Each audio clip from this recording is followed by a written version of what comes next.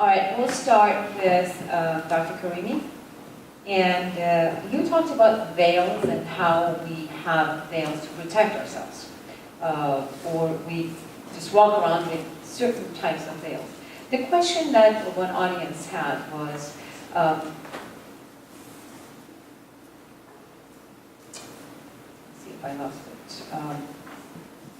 How do you remove the veil once you have recognized it? How do you remove the veil? So let's say I have a veil to protect myself from getting hurt or getting harm from others. You know, I pretend to be something I'm not. So this is my veil. So what do I go about? Well, not only recognizing what this veil is, how do I know if I have any veil? So let's start with this. How do I know if I have a veil? And once I do recognize I have a veil, how do I remove the veil to expose myself? Okay.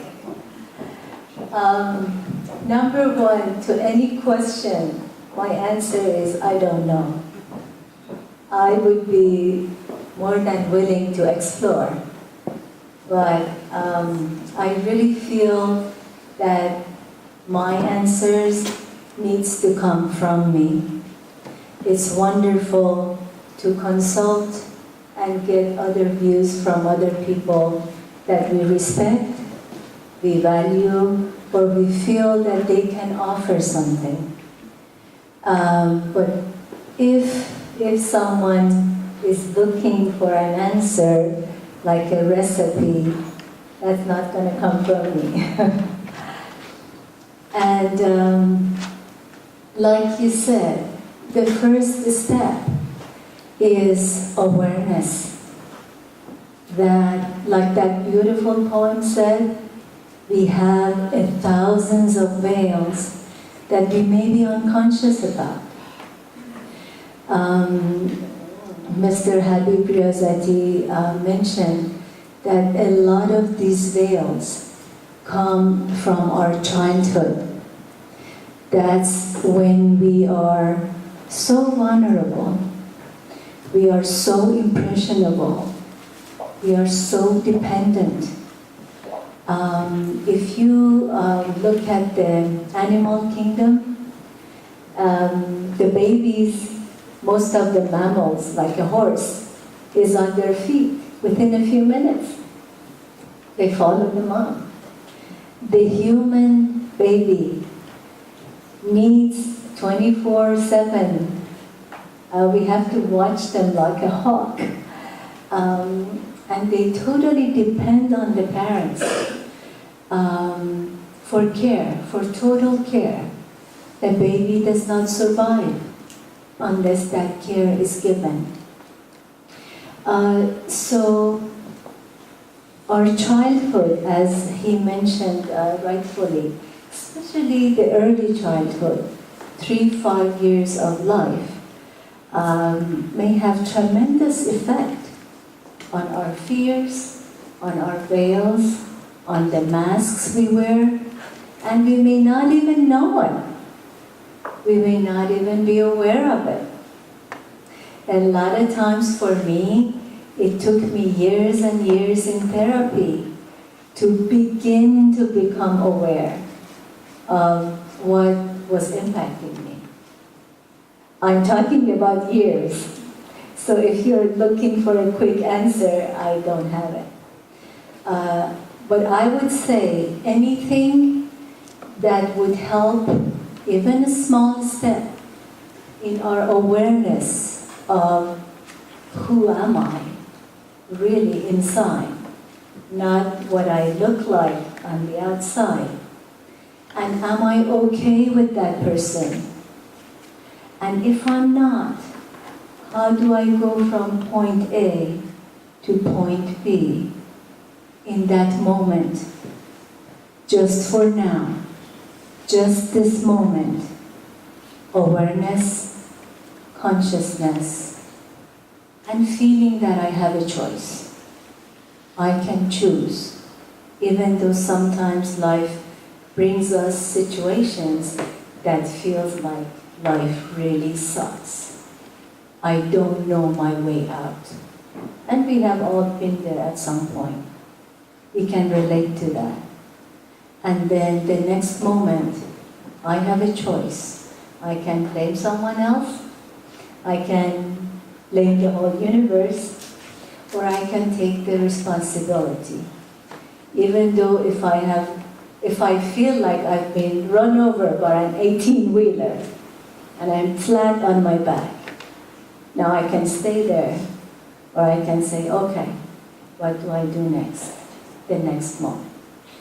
Yes, wonderful. Now, this being a very important concept, the first step, as you mentioned, awareness of how to go about finding out what veils I'm having, 1,000 veils I may be carrying with me. Then would it be safe to say that in order, the recognition of this veil and what it is our first step.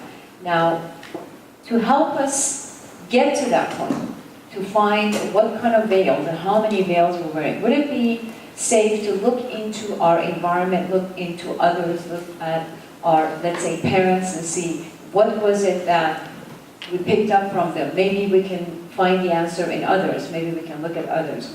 Would you say that would be helpful? I can share with you what has helped me personally. Number one, therapy. I'm biased about that, keep that in mind.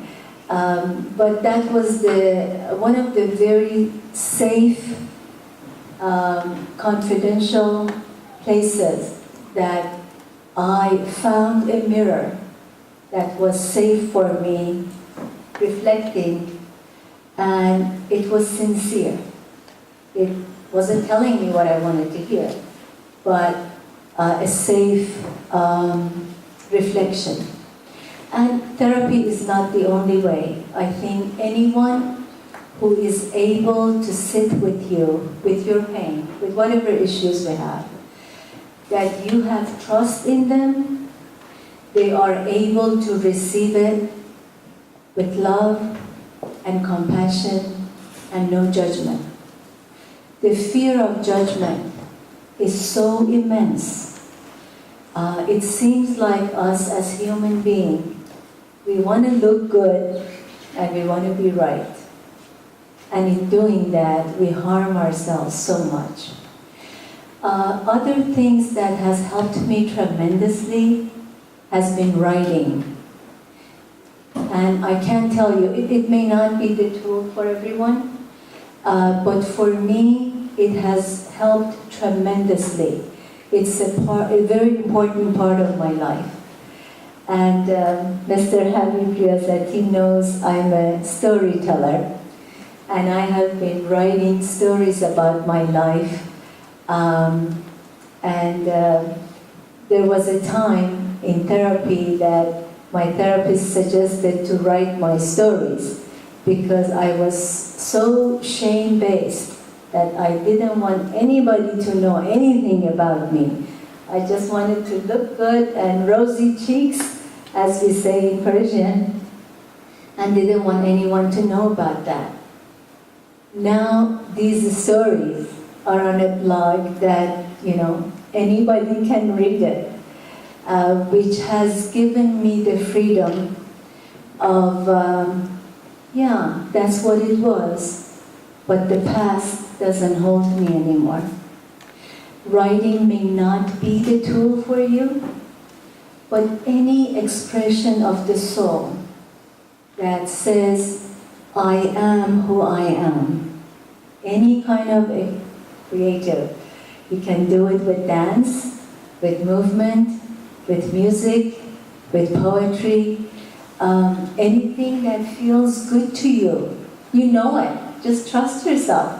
You know what feels good. You know what makes you feel joyful. I can share with you my tools. It doesn't mean it will work for you. You've got to find your own. And nothing is like a trusted person who can reflect.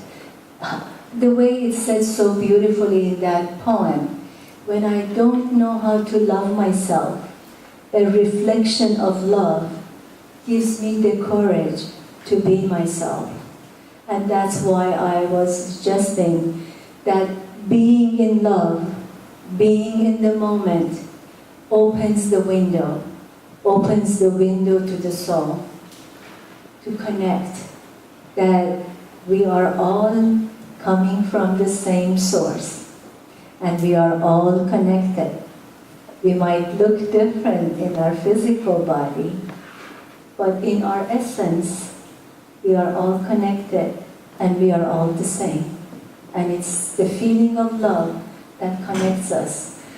That is the best has helped me to bring down the veil and really recognize who we are, that we are a whole lot more than our physical body. Excellent. So to help us discover about ourselves, to even maybe find the veils, and there are many, the best thing is to find a reflective mirror. Be it a therapist, be it someone we trust in our lives that we know is not going to be judgmental. And also the writing may help. Very good. Excellent. Mr. Baldoni, we're going to ask a question from you. And the question is, how old were you when you were told it is between you and God? And what was your perception at that time? How old was I when I was told that? I think that was something that was so told to me in the womb.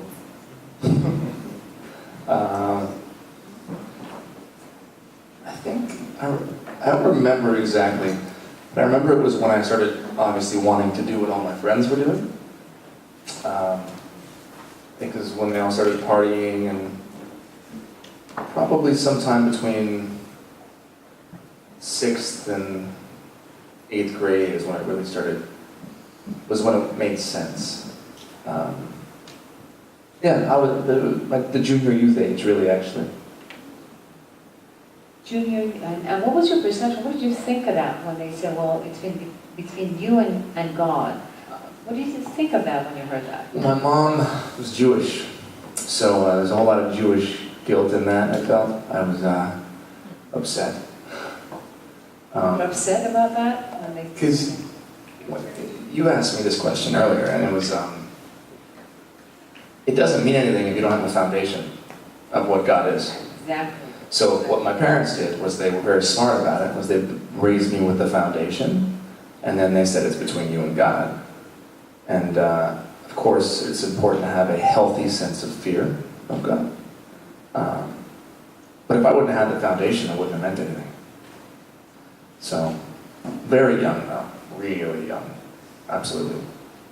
But that's young, but old enough to know right from wrong.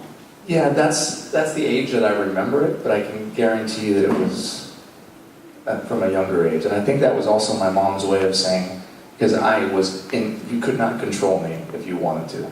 Any rule, I would want to break it. So for her, I think it was also a way for her to say, okay, I've done my part. Right, I'm maybe she giving just it to wanted God, to give yeah. up. It's been you and God, So don't bother me. And you know what? And it was never don't bother me, it was very much, I can't make you do what I need you to do. These are the teachings, this is what I know, it's between you and God. If you want to go get drunk with your friends, I can't stop you. It's between you and God. All I can do is teach you what I know. It's the smartest thing I think she ever did. Well, she trusted in you. Don't you think that trust was there too? Absolutely. Made the right decision? She trusted, they both did, my mom and my dad. But also empowered me and made me feel smart enough and worthy enough to make my own decisions. Because I can promise you, and I'll say this to all of you, if she would have not let me or told me no or you can't, I would have done it. Absolutely, I would have done it. And I think I just don't like laws. If there's Baha'is that talk to me about laws, I don't like that. But Baha'u'llah said, do not think of them as a mere code of laws himself. So we have to reframe the way we're thinking about all of these things, because the youth today, as they should, it's an intuitive thing for them to go and test the limits. It's the only way the world will ever change, and it's the way things will become different. So is it safe to say that you did have a structure of some sort, that you knew that beyond this structure lies there some kind of unknown that you have to make a decision upon. So you had something to go off of you had something to go by, so you had that structure in the beginning. I had, of course, I mean, with any family, you have to have a family structure. Our structure happened to be rooted in the Baha'i teachings. Right. But at a very early age was told to, it was between me and God, so I had to investigate myself. So, obviously children are not able to on their own, do things. The parents have to, come in and guide.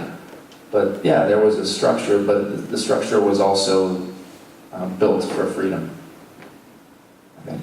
Makes sense. I'd like to build on that, but we'll get back to that in a minute. Thank you. Dr. Bacon, next question is for you. The question says, please comment about ways out of feelings of helplessness from Jung's perception. So how do you get out of helplessness? Out of feeling helpless? Yes. Well, I think that, Jung was quite correct that we are a multiplicity within ourselves. So I would probably, if a client said to me, I'm feeling helpless, obviously validate that, but that's a part of them. I think there's another part that we are not conscious of at that moment that is empowered or has an idea of what to do. Sometimes we don't want to do it because we're afraid of the consequences or it might ruffle somebody's feathers. So I really think for grown adults, who have efficacy, that feeling of helplessness is probably rooted in internal conflict. And so what I will explore in this safety of the consulting room is, well, let's just go with what you would do if you could just do anything. And usually people have an idea. They're just afraid of the consequences. If somebody will get mad or they'll lose a job or some other thing. And so then they become paralyzed because it doesn't seem as though there's any good choice, which is obvious. If you had a good choice, they would come see me. They would take it. So it's often, feels like a dilemma between this choice, which has this outcome that has some kind of pain associated with it, and this one, which has its own painful outcome.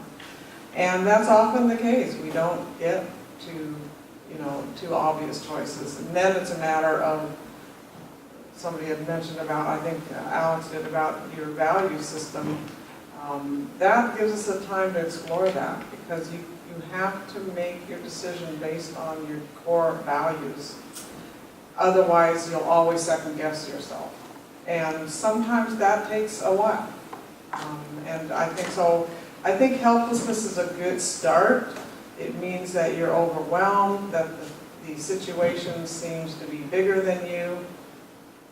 And a corollary to that is that you need access to something bigger than you in order to face it. And that would be, for Jung, was the transcendent function of the psyche, that part of you that when you get in touch with it is, you're aware of something greater. And in 12-step, it's a higher power, which is one reason how people who feel helpless over their addiction are able to move forward. So I do have respect for the fact that we do need to access, however that person would define it, something greater than them, in order to even begin to move forward and do a very difficult thing. Usually somebody who's feeling helpless is facing something that's really challenging. So would you say that an important component of feeling helpless is the consequence? What's going to happen if I do this? Absolutely. The unknown. So how would you say we face that? What's going to happen? Well, certainly talking through it with someone, whether it's a professional counselor, someone who can be neutral to the outcome. One thing that I have clients do on their own is simply write out from both perspectives. Get into the part of you that's helpless and write everything. Eventually, as you're writing, a part of you will say, well, but I can do that. So then I say switch over to the other part that says, okay, I can do this, and go from there. And literally draw a line down the paper and see that you have at the minimum, two parts of you. There's others, but in that case, you have two aspects of yourself that are conflicting with each other. And it gives you a chance, seeing it outside of yourself, to step back and be more of an, what they call an observing, ego, a part of you that can do metacognition, which is thinking about thinking. So you're not so entrenched in that conflict at that moment. And you have to trust that you have to be open to something coming out of that dialectic, which Hegel called, synthesis. So you've got one aspect that seems diametrically opposed to the other, and by allowing those two to hold what Jung called hold the tension of opposites, something will emerge, but you don't know what it will. It's not going to come from the ego, so it can't be just problem solving. Excellent. Yeah. Yes, so in the process we can learn something, Yes. even if we fail. Absolutely. So when they say if it doesn't kill you, it'll make you stronger. Yeah, you will learn something and it will surprise you. Excellent, very good, thank you. Then let's go to Mr. Riazati. The question is, what is the very first step towards achieving self-discovery that is practical and achievable in today's world? Do what Justin did. Okay? Do tell us. Of course, I say something about Justin. Justin wasn't as rebellious as he portrays to be. I know him from Oregon. So his family was very liberal, but also they believed in value system, I think, more than anything else. I believe the answer was given by Melody is transformation, which is the cornerstone of self-knowledge. Transformation basically means go beyond the form. So people sometimes associate this with religion, but religion is a vehicle. Science is a vehicle, doesn't create transformation. You have to use it. You have to internalize it. How? By recognizing those opposites, recognizing those forces within you, and create a clear distinction between which one takes you to the higher metaphysical reality and which one holds you down and brings you to the level to disable you. So there is no ABC answer to this, because it is simply recognizing that your reality is always greater than what you think. Second, although you seem to be a very limited, weak vessel, but within thee is a universe which is beyond imagination. This is why you become disabled when you think you are limited, you are alone. The more you connect yourself to that transcendent metaphysical reality, the more you feel humility but powerful. This is why within humility comes power. Humility doesn't mean weakness. Humility means yearning for excellence, but never think you can become complete. That in itself creates problems. So self is an evolved concept. Self is not something that you can define. You can see the attributes of it. This is where this shadow concept comes in, and so forth. So in short, see your value system, see what is purpose of your life, recognize the conflicted forces within you, and then ask yourself, how do I transfer myself from this point to the next? So then would you say to self-realization or actualization would be the process of critical thinking about yourself? Questioning yourself, that is analyzing yourself. That is a part of it, that why am I here? Say if I'm in a field of psychology, why am I in this field? I'm here to listen to other people's pain, or I'm here to help people to go through their pains? Am I here to have an attitude of sympathy for the people, or I'm here to feel empathy for the people? See, all of these tiny little things creates me to know my own self also. This is why I do not know about the rest of my dear colleagues, but you in a therapy learn about yourself the most. How do you deal with the pain of another human being? Is it that you are trying to create a defensive power? Do you have position? That position means that you are better. So every chance that we have in this life is a learning chance about our own self. Make sense? Yes. Now, the rest of the questions are for you, but yes, I'm just going to make one more question and then we'll move on. This question here, because it kind of relates to what you were just talking about self-actualization, says, you said, be the reality that you feel you are. And the question is, if we are determined by our genes, environment, and our mind, which is the byproduct of all that? So what comes out of all three? First of all, the assumption, when it is wrong, the conclusion becomes wrong. We are not our genes, we are not our environment.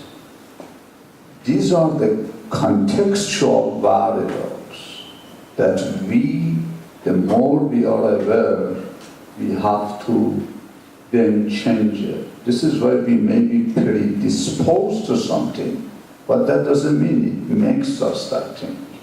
This is why genetic, so who you are has to be a little bit more reflection of your free will than determinism factor. Do not try to blame it or shift the ball. Try to own it, will to meaning, as Viktor Frankl called it. That you have to have the power of choice, no matter how the world looks like. I have the power to generate my own meaning, which is my own authentic meanings about the situation. When we say accept yourself, don't get us wrong that yes, I'm a liar and I'm happy about it. This is not what we are saying, by the way. What we are saying is identify those opposites. Second, identify your value. Identify your transcendent purposes. And then say, this is where I am though, how to get there. Make sense? It is a transformation. Exactly. So it's like the Russian dolls you said, that there is more to it than meets the eyes. There's more than just... To the crap in the world, and so they let me go. And I'm pretty sure it's a time-tested thing that it just works every time. And you allow your kids to go through what they need to go through. Okay. You'll never lose them. Eventually, you might think you lost them, or you might think that they're in this horrible place, but eventually they will return. Just like, we always do, whether we want to or not, because we die. We always return. So the biggest part of parenting, perhaps, is to educate children. I'm not a parent. I have no idea. But you know your But parents. I know what they did with me, and I know what I'm seeing. I know what I'm seeing in the youth today. So because I'm in the middle between many of you and them. In their eyes, I still, I'm still kind of in that range and cool to a certain extent. So they'll say things. Right. And, I remember one thing that got me. I was speaking at a conference, and this one girl came up to me with her friends, and I was talking about, I don't know, my dating habits in high school or college or something. She goes, "My father will never let me date anybody." And I said, "Why?" She says, "Because," and she quoted something from a writing of some kind. And I said, "Okay," and I just listened to her. And she was so afraid of her father. But she longed for the freedom to be able to understand and experience whatever it is that I was talking about in my talk with them. And I just remember looking at her and saying, "Well, go talk to your dad and tell him how you feel." She said, "I can't do that. He won't kick me out of the house." And I thought, I don't know where it says that in any holy books, that we should scare the crap out of our kids to the point where because then they're just going to go and do it anyways. So I think it's important that we just step back. Yes. Not be afraid. Very good. Thank you. Dr. Bacon, in search of inner soul and what we really are about, how can I kind of prevent myself from going into self-criticism, to the fact that, I just don't like myself anymore? If I really look truly, deeply into my inner soul, how can I prevent myself from going there? Well, I think, that's the ego trying to assert control over the whole, unconscious universe. And the ego makes value judgments. And so as soon as you're getting into that judgmental, you're already out of connection with other aspects of yourself. I think you can be, I think my analyst was very helpful in saying to respect the suffering of the ego when you do encounter aspects of yourself that are not very pleasant. And actually the best feedback is from, your family and your friends, which you hate the most, but they do know you. And I think the universe will definitely let you know where you're going astray if you listen. And it does take, it's what they call a sacred wound when you really are willing to say, ouch, that kind of hurts, but that's right. That's really a better response than, woe is me, I'm now the victim of, the universe, and I'm this horrible person, which is it's the same narcissism as someone who thinks they're all great. It's just the inverse of it. Right. And neither of them are really, it's really the ego still trying to hold on to the fact that I'm not going to allow any other aspect of myself to be heard. So I think when one gets into that situation to kind of hear it as, okay, that's still me trying to be in control of everything. Let me step back, and what would I say to someone I loved if, they were saying this about themselves, or Yes. my child, or... Yes. And at the same time, is there anything here I can learn? What's factual about this? If you're ever saying anything in dramatic terms, like I'm always, never, I'm horrible, those are all non-factual statements. I'm disappointed in what I did is a factual statement.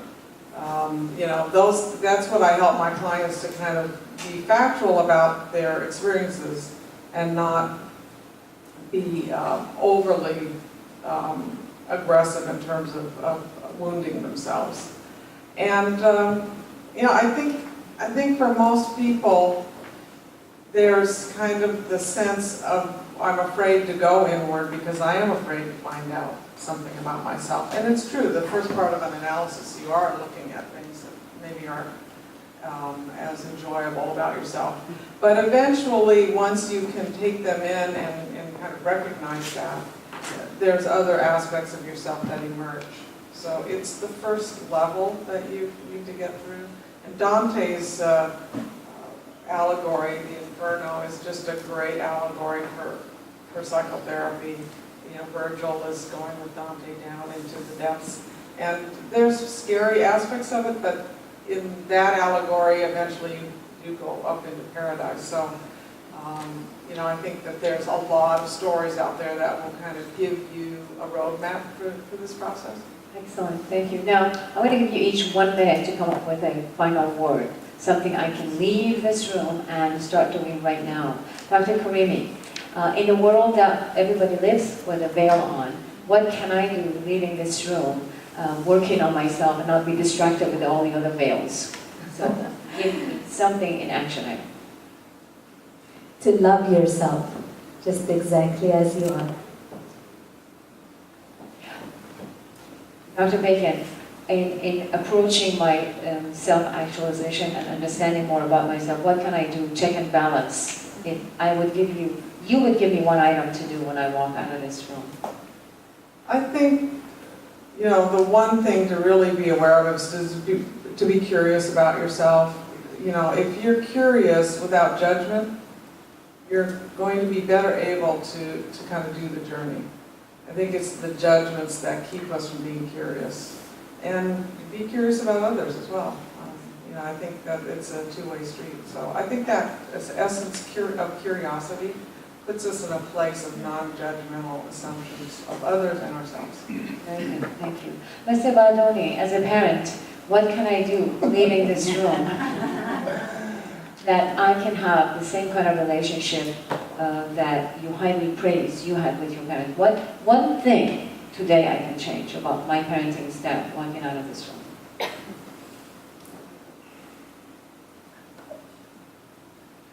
Trust and believe that your kids, whether you see it or not, have a moral compass that will eventually lead them back to God, no matter where they are in their spiritual development. Very good. Just trust. I can do that. Thank you. Mr. Riazzetti, how can I get to know this self if there is only one thing I'm allowed to do leaving this room? How am I going to approach this self? Be truthful to yourself. Externalize your problems. And never think that any problem in the world can contain. If you make the relationship between these three happens, you become closer and closer to your true self. Excellent.